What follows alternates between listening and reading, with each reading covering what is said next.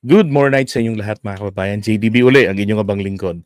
Pag-usapan natin ngayon itong penalty na, nako, sabi nga nung iba, yari, aabot ng halos 1,000,000. Totoo po, di ba? Pero close po sa 800, no? Halos 800,000 pesos plus kulong at deportation ang aabutin nila. Okay? So, yun ang balita. At saka napaka-consistent pala ho ng bansang Qatar pagdating sa ganyan. So ito hong pinag-uusapan natin. Ito hong mga nandiyan sa likuran na yun, ng mga nag-rally noong March 28, nung birthday ni dating Pangulong Duterte, at tawag dito, nakiisa sila at kinukondinan nila yung pag-aresto kay Duterte na ngayon ay nakakulong sa ICC. At alam naman po nila na ipinagbabawal. Sa mga nasa Middle East po rito, ano po yung tawag doon kapag bago kayo umalis? Merong parang seminar niyan eh. Nakalimutan ko yung term eh. 'Di ba? May booklet pa kayo niyan, binibigay sa inyo. Kung nakalagay doon ano yung customs nila, ibig sabihin ano yung kanilang PIDOS, nasa PIDOS, thank you. Yung PIDOS nandyan, ganito manamit, parang sa Singapore. Sa Singapore, hindi ka pwedeng lumabas ng bagong ligo ka, babae ka, nakatapis ka. Kasi kapag ginawa mo yan doon, you're inviting for sex.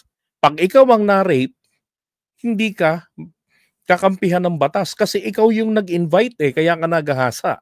'Di ba? Sa Pilipinas, dumating ang bisita nyo, lalabas ka ng toilet, nakatapis, okay lang, hindi ka magagahasa kasi practice natin dito. 'Di ba? Maliban na lang kung garutay ka talaga. At may masama kang intensyon. Anyway, so ang ibig kong sabihin dito, may orientation diyan sa PIDOS, orientation. Alam na alam yan, kaya nga si Arnel Ignacio 'di ba? Napilitan ng magsalita dahil sobrang titigas ng ulo. Ngayon, pinanindigan yata ng mga kolokoy ang pagiging DDS nila, may sumpa yan. Oh, 'di ba? May sumpa yan eh. Sabi rito sa inbox to, pinost ng Philippines Defense Forum Forces. Good evening, sir. Pinsan ko po yung isa sa mga naaresto sa Qatar. Pareho kaming OFW dito sa Kuwait. Sabi niya. Dati na talaga siya ang DDS at ako naman ay apolitical. Tumawag si auntie sa akin. Kanina, hindi pa raw sila nag-uusap at pinatawagan sa akin. Di ko rin makontak. Okay. So again, yung naarestong pinag-uusapan dito ay dati na pong nagpupuntang Middle East at dati pong galing rin ng Kuwait at nagpunta nung sumunod na pagbalik sa Qatar. Okay, itong pinag-uusapan, itong pinsan niya. Now, hindi na nila makontak. Sabi niya, worried na si auntie. Kasi 1 year pa lang ang pinsan ko sa Qatar at di pa bayad ang mga utang. Sabi ni auntie, sinabihan na niya nung hindi pa naaaresto na huwag nang makisali sa rally. Sabi naman daw ni pinsan na wala daw dapat katakutan. Eto na, walang dapat katakutan kasi sabi ng leader nila, malakas si VP Inday sa Qatar government. Ito sakit ng mga Pilipino, mga kababayan. Nilalahat ko to. Sanay tayo sa palakasan 'Di ba? Diyan tayo palakasan system. Ayan, ang nangyari. Paniwala nila malakas daw si Sara sa gobyerno ng Qatar. Teka, may balita bang ganun? Kaya hindi sila paghihigpitan sa rally nila. Aba, hindi na nga kumuha ng permit dahil inisip lang nila palakasan system. Bibigyan pa nga daw sila ng police security. Nako. At saka kung magkaproblema man, tutulong daw si Bongo at Bato. Magpapadala ng mga abogado at financial. Aba. Ayun. 'Di ba? So, meron na naman pong loko-lokong organizer. May organizer na naman pala. Dito sa Pilipinas, yung mga organizer, yan po yung ano yan po yung kumakana ng mga pera. Pangakong 500, ginagawang 300. 'Di ba? O, wala pang pagkain. Ang pangako, food and drinks provided plus 500 or 1K, mga ganon. Tapos hindi tinutupad, ninanakaw. Pero yung nagpatawag ng rally, naggastos na, bumayad ng tama. Oh, ay nako. So sa kanila, ganun din. Para talaga masiguro nila na merong nagrarally roon sa Qatar, pinangakuan, huwag kayong mag-alala. Nai-imagine ko huwag kayong mag-alala. Malakas dito si Inday. 'Di ba si Tatay Digong? Bilib na bilib ang mga leader ng bansa sa buong mundo. Si Sara, kilala rin, malakas siya rito. Hindi tayo hihigpitan. Pero number one requirement is mag-apply kayo ng permit. No? Pero, nako, ang tanong, pagbibigyan ba kung nag-apply ng permit sa tingin nyo? Mamaya yung sagot. Tapos ito pa, kung magka-problema, sabi, magpapadala pa ng police escort dyan. May bantay pa kayong police mula sa gobyerno ng Qatar. O, they feeling secured yung mga kolokay. O, at kung magka-problema, tutulong sila Bato de la Rosa at si Bongo magpapadala ng abogado at pera. So iniisip nila siguro with full arrogance, 'di ba? Oh, malakas kami rito sa Qatar. Oh, Pilipino kami. Malakas dito si Inday. Ayun. And I'm sure wala naman pong kinalaman siguro diyan si Sara. 'Di ba? May leader na naman, mautogs Oh, ano nangyari ngayon? Etong mautogs diyan, nausog na naman, nakulong pa. Sus Mariosep. Sabi niya, pero yun nga, sabi ni Auntie, wala naman daw aksyon sila. Aray, pinabayaan. Oh, sana nga matulungan sila ni BBM. Excuse me, PBBM po. Mga Filipino pa rin sila kahit mga DDS sila. Salamat, sir. Alam nyo, tutulungan naman talaga po yan. Hindi sila binigyan ng permit sigurado. Hindi po sila, sir, nag-apply mismo ng permit. Base dyan, umasa sila na malakas si Sara sa gobyerno ng Qatar. Gullible talaga, no? Ay, nako.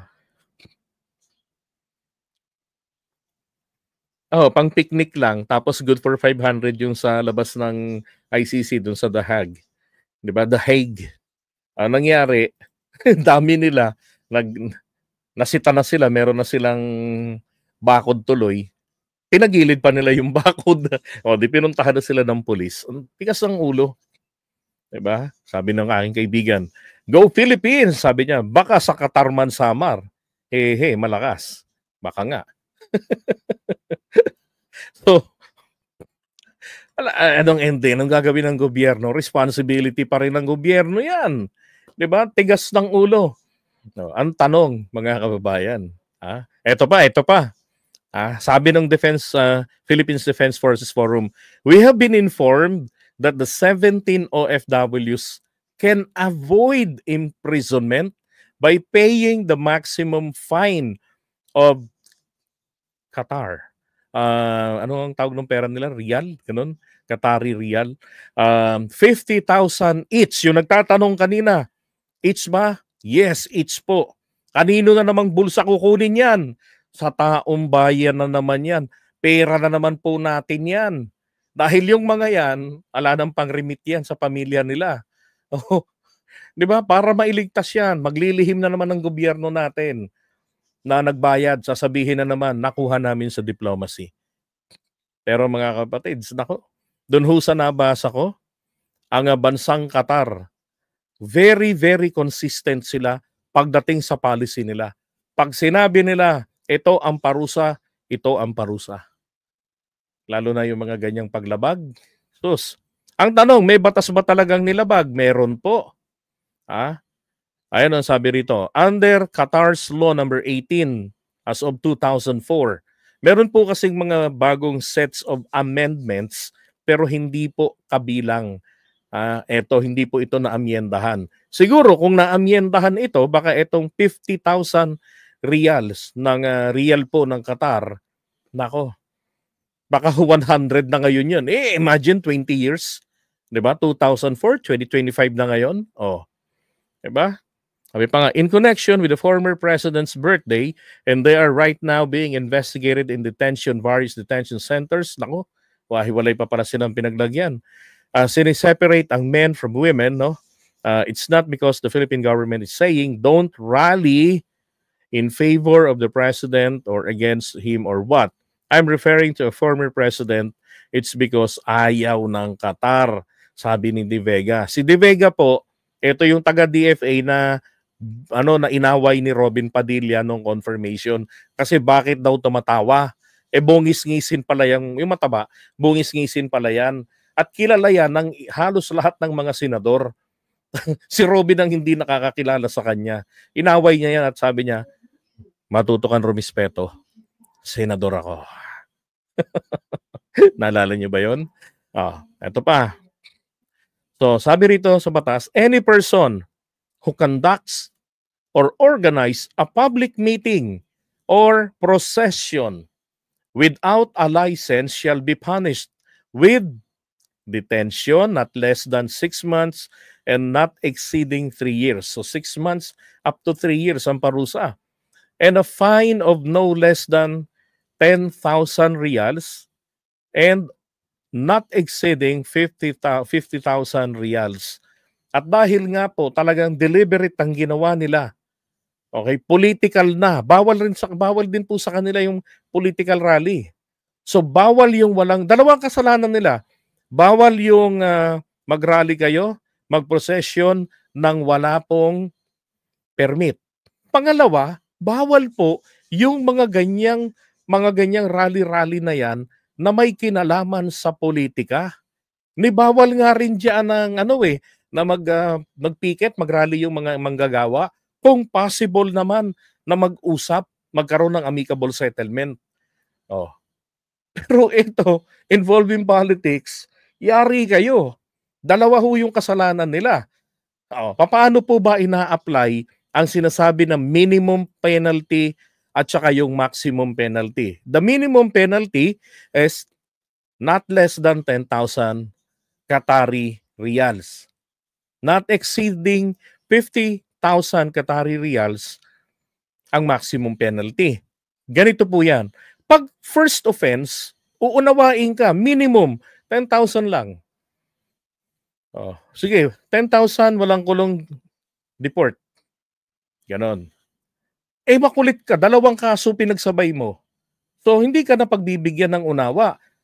Magbibigay ka na ng unawa. Ikaw na ang uunawa dahil deliberately nilabag nyo yung batas nila. Walang permit to rally or for a gathering.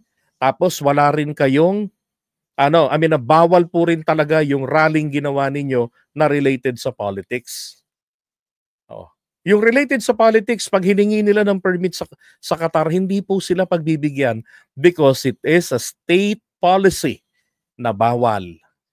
So, pwede kayong mag-public meeting, pa-concert kayo doon sa Qatar, pwede yan. Basta may permit. Pwede kayong mag-procession doon, diba? Basta may permit, doon lang kayo sa designated area ninyo, ikot-ikot lang kayo doon sa disyerto, doon kayo nang mag-practice ng kulto ninyo, bahala kayo sa buhay nyo. Kayo lang, hindi kayo makakapag-invite ng mga Qatari nationals. Ay, nako. Pinagagawa ng mga taong ito, pinahirapan ng buhay. O gaano po kalaki yung 50 mil Qatari reals? Ayan ho, kwinenta ko po yan as of kagabi. Ang sabi dyan, 788,000 pesos. Diba? Ang laking halaga po niyan. Hindi natin alam kapag tumaas pa, di ba? Yung currency value ng Qatar, ng pera ng Qatar. Pwede pang tumaas yan paglipas ng ilang oras. Baka umabot na ng saktong 800,000 yan.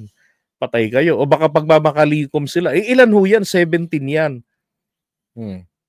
Sabi nga, susubukan po ng ating pamahalaan na na daanin ito sa diplomasya. Ayun, 'di ba? Kaya lang hindi naman daw po 'yung guarantee, 'no. Sabi nga rito, ni De Vega, hmm, "Mga kababayan, alam naming may karapatan kayo sa Pilipinas magprotesta. Iba-iba iba-iba po ang panig natin sa politika, pero 'pag nasa Qatar, hindi puwede. Hindi ito USA na puwedeng sumali sa mga political rallies." 'Di ba? Wala, ang tigas, eh.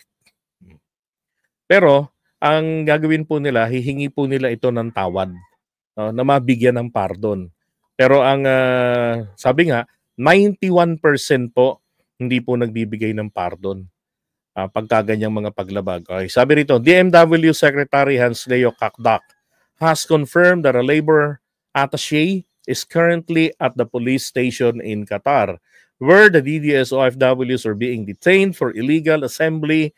The attaché is there to provide assistance and account for the detained workers. Okay, so far, yan lamang po yung magagawa nila sa kanila. Okay, docs. Now, ang tanong, meron na po bang reaction si VP Sara tungkol dyan? Oh. Ako, parang wala pa ho ako nababalitaan kung meron na silang aksyon tungkol dyan. O baka kayo ho, meron na kayong nabalitaan. Ay nako.